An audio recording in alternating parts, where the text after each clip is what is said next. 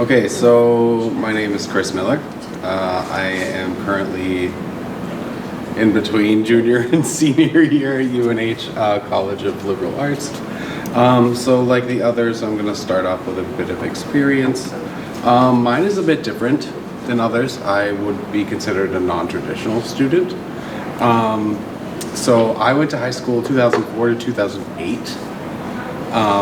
And in my freshman year at Dover High School, we were required to take a language, so I chose French.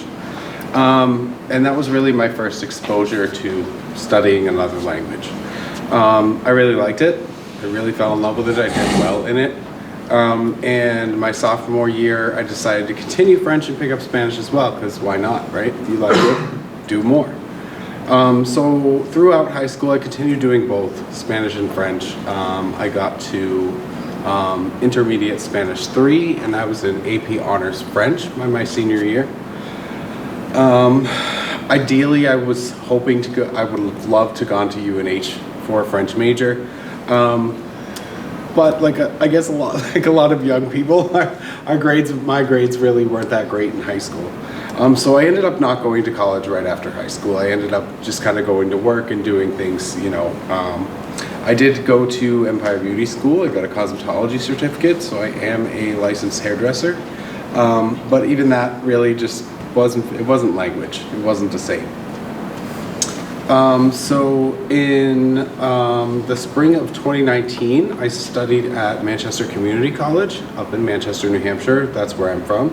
I graduated with an Associate of Arts in spring of 21, which allowed me to pick up my grades a bit, prove that I could, do college work, and I applied to UNH, and I started at UNH in the fall of 21. I'm currently working towards a Bachelor of Arts as a double major in French and Spanish. January term, J-term is what we call it, of next year, I have a study abroad coming up in Cuba with Tom. And next summer, I'm planning on spending 2 months in Dijon, France, home of Dijon mustard. So, okay, so after UNH, I am planning to attend medical interpreter training classes. So I would ideally like to work for a hospital interpreting for foreign language patients who don't speak English. And eventually, long-term goal, I would like to translate and interpret for the UN. However, experience is required. We can't just walk in and say bonjour and they hire you. So I'll be working my way toward that goal. I am considering teaching or tutoring in French and Spanish as well. Ideally, it just helps spread the language that I've learned that I love, and keep them fresh in my head and earn extra money, which we all need, So language at UNH. I can only speak as a French and Spanish major, of course, but we have French and Spanish club, conversation hours, supportive and helpful professors who really want you to achieve your goals. They want you to do well. That's the whole point, Office hours, set up meetings, extra study, how they're passionate about what they do. And to my knowledge, all languages and all professors are pretty much the same. They all have the same goals, and that's to get you where you want to be. So study abroad. I guess some of the benefits and just information about it. You get to experience culture from inside that culture. Instead of learning about it in the classroom, it's a big difference. You get to use what you've learned at UNH. Study abroad is generally required for language majors. However, UNH is decent about saying, hey, we have other options if need be. And like Tom was saying, there are quite a few programs through UNH, but there are also lots through other third-party companies, which can allow you to go to Japan, Australia, England, Germany, So really, the options are kind of endless as far as study abroad, which is great. And there's financial aid, scholarships, grants, all these things to help you, get inside access to another culture. So yeah, just a little bit about my study abroad. I'll be spending a week in Cuba. I'll be practicing language, experiencing food. We're going to be going to check out a tobacco plantation. Cuba is well known for their cigars, so see how they do it, learn a little bit about their agriculture, which is kind of cool. That will count for 4 credits or 1 class, which transfers back towards my Spanish degree. So even while I'm there and I feel like I'm, having a little mini vacation, I guess, I'm still working towards my degree.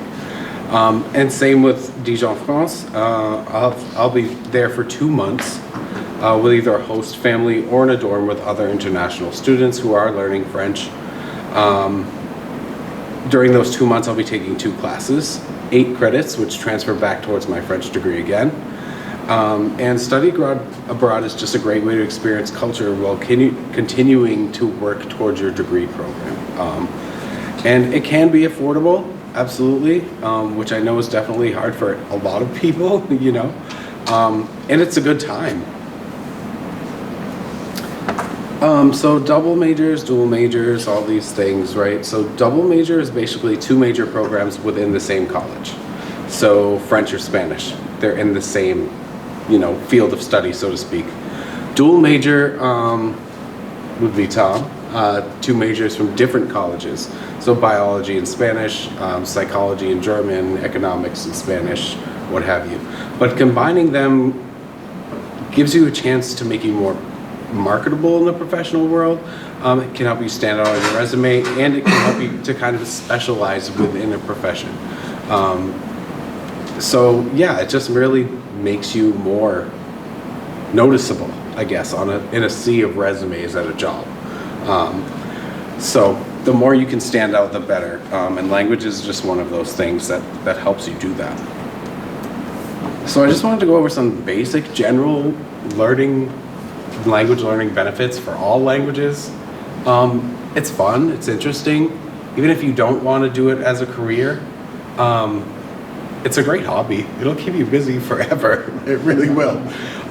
You get to experience culture through the eyes of somebody else, which is really interesting. We get to kind of step out of our worldview, develop a deeper understanding of people and culture, which makes us more open-minded, eliminate prejudice as much as we can, learn more about people and better yourself,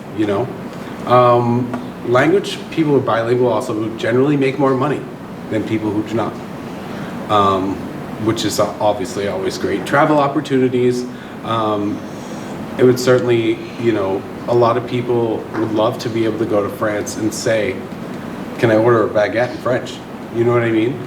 There's just it's not the same when you go and say it in English. It isn't, and in 2015, I did take a trip to Paris, France, and Barcelona, Spain. And I spent 4 days in each city, which is no time at all when you go to these cities. They're very big. There's a lot to do and see and study.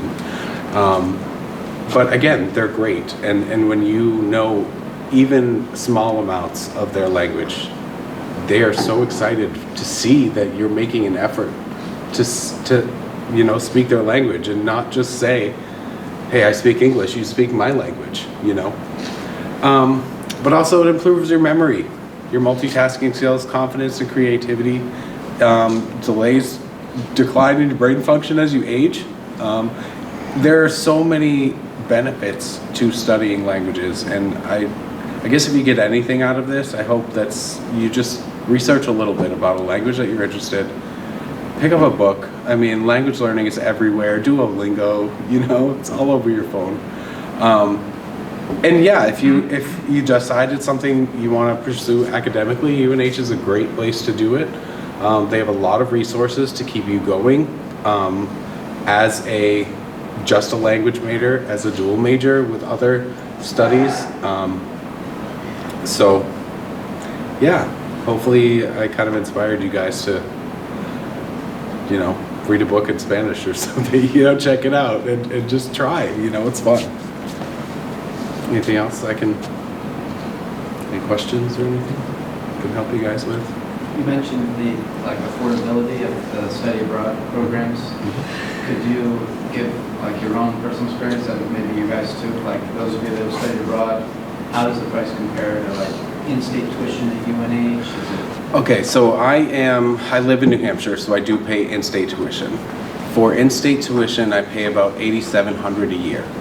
Okay, for both fall and spring semesters, which really is not that bad if you think about it. For Cuba, I think we're looking at about 1,800 for a week, which again isn't outrageous. But that's for credit. But it is, yes, and that's the thing. So you're getting the travel experience, but that also goes towards paying for your education while you're there. So it's like a 2-for-1. If you were going to go to anywhere by yourself, you would still pay that 1,800 and take nothing back with you but memories. And now at least you have some sort of education that you've received from it too. France, obviously I'm going to be spending 2 months there, so that's quite a bit more pricey. I'm looking about $5,000. But again, that's housing, food, education, everything. So again, when you think about it that way, it's really not terrible.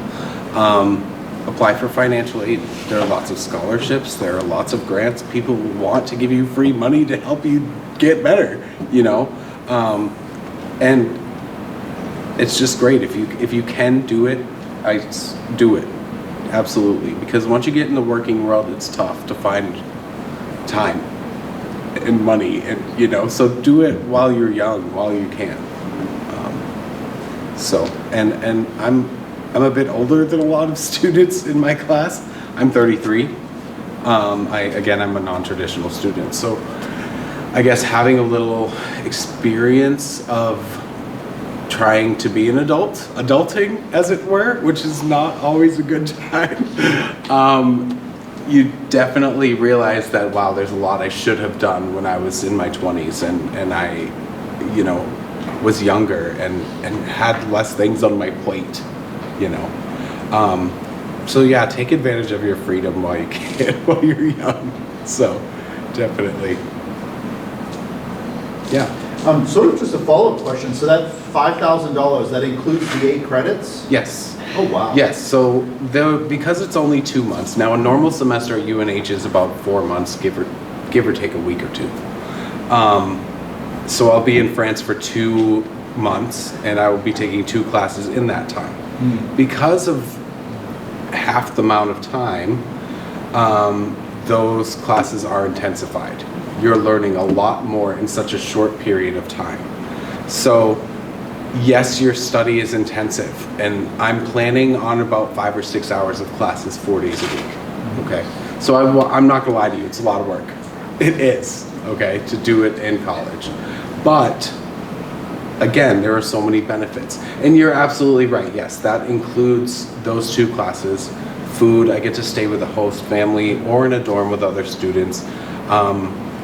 I'm an adult, and come and go as you please, you know, have a good time, walk to your classes. And I mean, anywhere you go, really, at least through UNH programs, UNH funded programs, they're all safe. They're not gonna send you somewhere that you're worried about. They have to worry about you. So yeah, Dijon, France, I mean, at any time of day, just get up, walk down the street, get yourself a baguette, you know what I mean? Like, well, who doesn't want that? That's great, you know? So, and yeah, it's probably the same in Germany. It was probably awesome to just be able to like go and, you know, and do what you want, I guess. I can imagine it would be. Yeah, You know. Berlin's a little more spaced out, so if you want to get anywhere, you have to travel like an hour or more Okay. on public transportation. Might be a little different. Yeah, it depends on where you're going, I guess, public right? transportation. Right. But still, it's cool to just be able to get out and explore and see something different, you know? So, yeah. Besides Dijon, did they have any other places where one could study French through UNH? Through UNH, Dijon is the only France program they have. Okay. Yes, through the third-party programs, there are plenty of other. I mean, you can go to Marseille, Nice, Paris.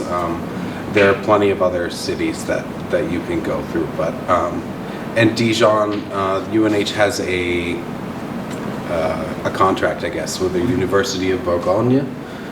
So when you go there, you're enrolled as a student at the University of Burgundy, and that's where you do your language study classes while you're there. So yeah, you're actually attending a French college, which is cool, you know. So, anything else? Anyone else?